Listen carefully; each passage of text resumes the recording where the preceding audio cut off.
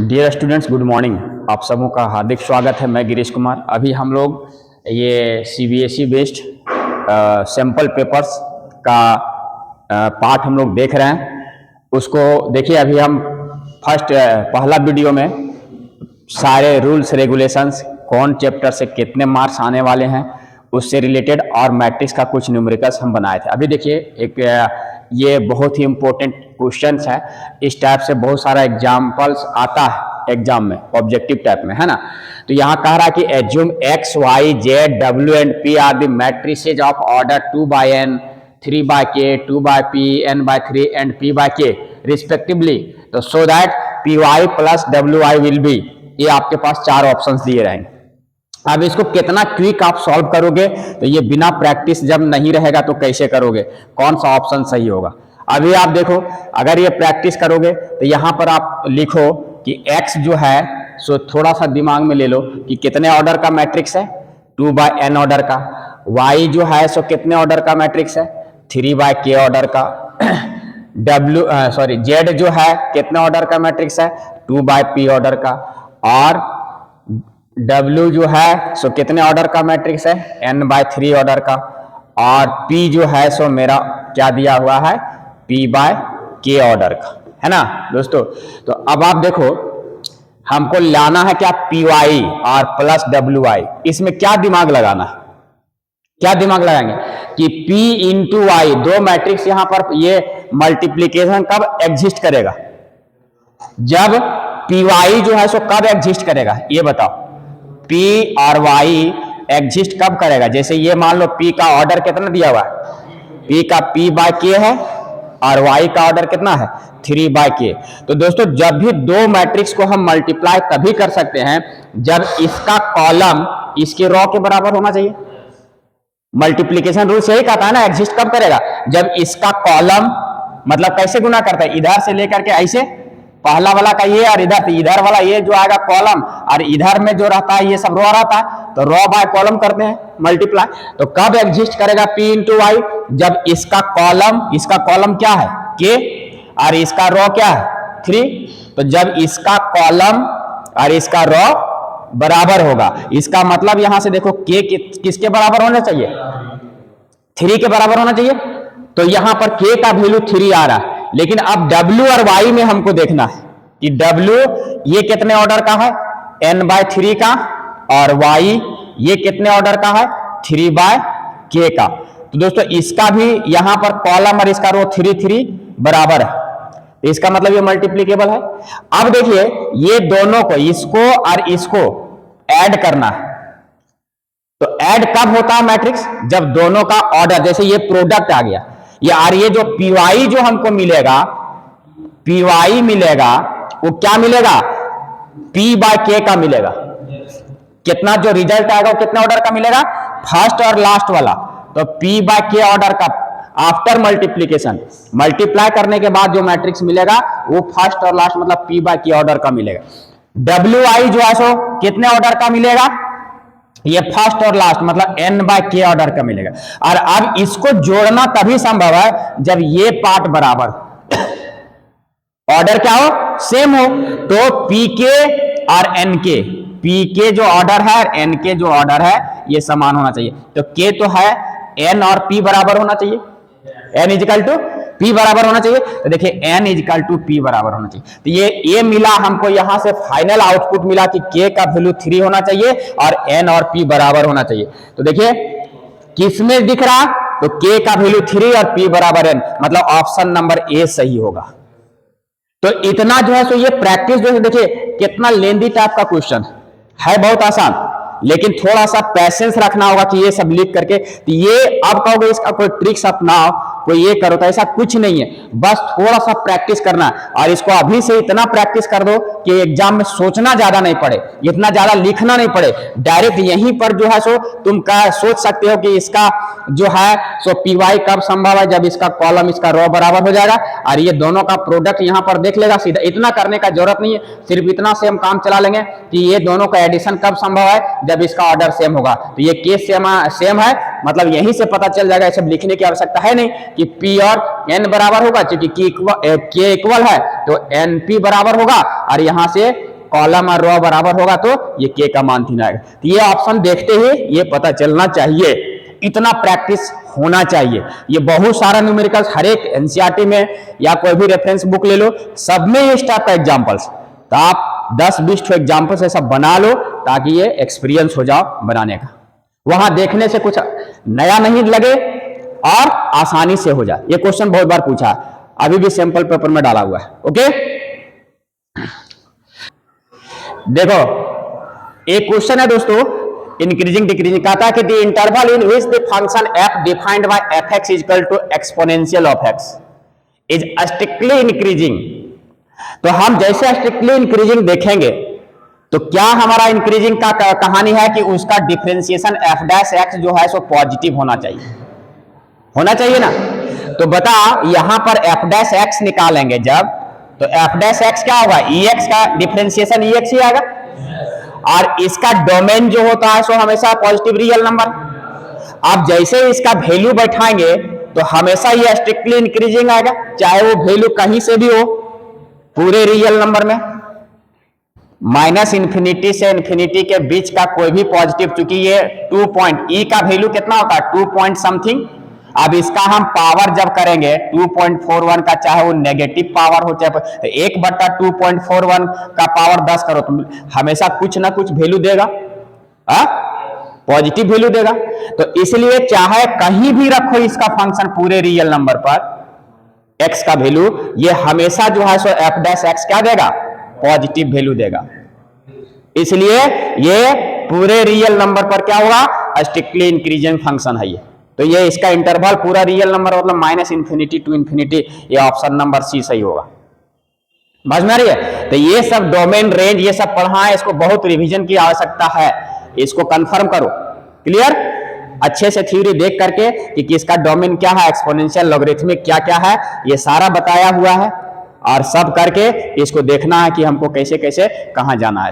Clear, पूरा confuse. देखो A and B are non singular matrices of same order with determinant A का value 5 दिया हुआ, then हमको निकालना determinant of B inverse AB का होल स्क्वायर। यहां देखना determinant of B inverse AB इसका होल स्क्वायर, यही है ना। अब क्या करेंगे, ये जो प्रोडक्ट होता है कोई भी, इसको इतना बराबर हम क्या लिख सकते हैं, B इनवर्स का डिटर्मिनांट A इनवर्स और B इनवर्स इसका होल स्क्वायर, ऐसे लिखा जा सकता है, लिखा जा सकता है। अब यहां से देखना कि जब डिटर्मिनांट आ गया तो स्केलर क्वांटिटी देगा, scalar quantity is commutative, product उसका कॉम्यूटेटिव होता है। तो अब यहां से ये B इनवर्स और ये B जो है सो एक साथ आएगा, और ये डिटर्मिनांट ये आएगा, तो ये जो है सो आइडेंटिटी मैट्रिक्स देगा, आइडेंटिटी मैट्रिक्स देगा। आइडेंटिटी को ए से मल्टीप्लाई करो तो डिटर्मिनेंट ये वही आएगा, होल स्क्वायर। अब इसका वैल्यू जो है सो कितना दिया हुआ 5, तो 5 का square, that means option number B मेरा सही होगा। तो इस टाइप से देखो ये सिचुएशन क्रिएट होगा। अब यही चीज वहां पर तुम प्रेशर में आ जाओगे, इसलिए प्रैक्टिस जरूरी है। क्लियर दोस्तों, देखिए ये लॉन्ग क्वेश्चन है डिफरेंशियल इक्वेशन का, इसको सॉल्व करना है ना। ये सीबीएसई बोर्ड में 24 में आया हुआ क्वेश्चन है। पहले देखिए कि यहां पर वेरिएबल सेपरेट होगा, नहीं होगा, नहीं होगा। आप इसको देखो एक्स स्क्वायर डी वाई, इस चीज को उधर ले जाते हैं, y x plus y d x, ऐसे होगा, माइनस में चला गया। अब यहां से क्या करो, ये डी वाई और ये डी एक्स को यहां खींच लो, तो यहां पर हो जाएगा minus y x plus y और अपॉन यहां ये एक्स स्क्वायर यहां आ जाएगा। ये देखिए यहां का हर एक टर्म को अगर यहां मल्टीप्लाई कर देंगे तो ऊपर न्यूमरेटर का डिग्री या डिनोमिनेटर का डिग्री सेम है, इसका मतलब ये होमोजेनियस फंक्शन में है। अब यहां पर ऐसा जब है तो y बराबर वी एक्स हम लोग क्या करते हैं, पुट करते हैं ना। तो यहां से फिर डिफ्रेंशिएट करेंगे इसको, dy अपॉन डी एक्स, इसको डिफ्रेंशिएट करेंगे u इंटू वी में, तो x का 1 हो जाएगा v प्लस और v का dv अपॉन dx, और यहाँ x बचा हुआ रहेगा। तो अब यहां से ये वाला पार्ट जो है यहां से आ जाएगा। Now this becomes dy upon dx को ये वाला लिखेंगे v plus x dv by dx और यहाँ माइनस वाई के जगह हम क्या लिखेंगे, वी एक्स, और x प्लस वाई के जगह वी एक्स और बटे एक्स स्क्वायर। तो देखिए यहां से क्या होगा, v plus x dv upon dx, और ये माइनस यहां से x कॉमन ले लो तो x और यहां से x है एक्स स्क्वायर और इंटू v बचेगा ये, और यहां पर x कॉमन चला गया तो 1 प्लस v और ये एक्स स्क्वायर, तो एक्स स्क्वायर क्या हो गया, कैंसिल आउट हो गया।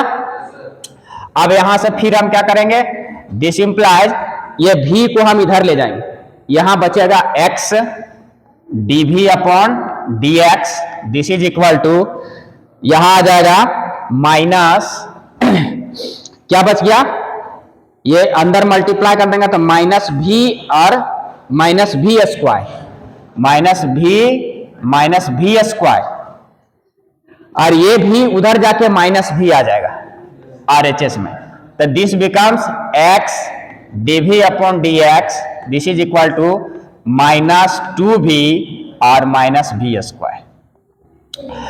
अब यहां से क्या कर सकते हैं हम कि x dv upon dx is equal to minus v common लेंगे तो v प्लस 2 बचेगा, ठीक है। इसको आप वेरिएबल सेपरेट करो, यहां dv ये पूरा v वाला पार्ट को v प्लस 2 यहां ले आओ, और ये माइनस ये dx और ये x को यहां डिवाइड कर दो। अब देखो ये वेरिएबल सेपरेट हो गया, अब यहां पर इंटीग्रेट कर देंगे, बोथ साइड्स करेंगे ना, जैसे ये इंटीग्रेट करेंगे अब इसका इंटीग्रेशन करना होगा पार्शियल फ्रैक्शन में, इसको हम लिख सकते हैं v और हाँ यहां पर माइनस दे दो v प्लस 2, ठीक है, अपॉन v और v प्लस 2, यहां dv आएगा और sorry this is equal to इसका माइनस log x और एक integral constant log c add कर देना है। यहां से देखो अलग अलग होगा तो ये v कटेगा, integration of 1 by v plus 2 dv, minus ये जब कटेगा अलग अलग डिवाइड करेंगे तो यहां 1 बाय v dv, और दिस इज इक्वल टू ये जो का त्यों उतरेगा,